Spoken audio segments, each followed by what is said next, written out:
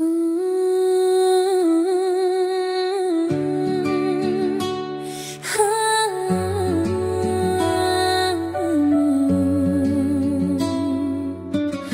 Малина трима приятели не се върнаха. Те не лаеха, не нападаха, само гледаха с очи пълни с доверие. Но срещу тях дойде не човек, а студен куршум и после ножът. Какво ни стана, хора? Къде изгубихме сърцето си? Малина плаче, вятърът носи техния зов. Три души летят към небето, далеч от човешкия град. Ние трябва да се събудим, да спрем безумието, да пазим живота, който ни гледа с обич и страх.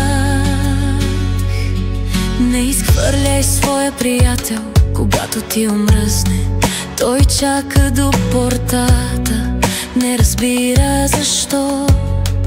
Светът му е ти, твоята дума, твоята ръка, а ти му обръщаш гръб и го хвърляш в тъмнината. Към ловците говоря, братя на гората, помнете, не всяка сянка е враг. Понякога под мушката стои сърце, което просто иска да живее още един ден.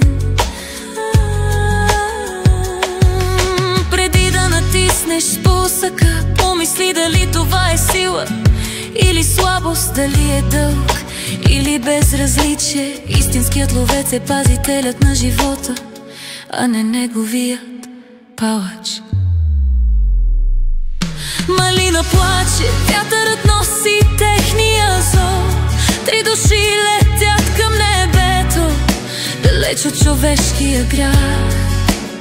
Ние трябва да се събудим, да спрем безумието, да пазим живота, който ни гледа с обич и страх.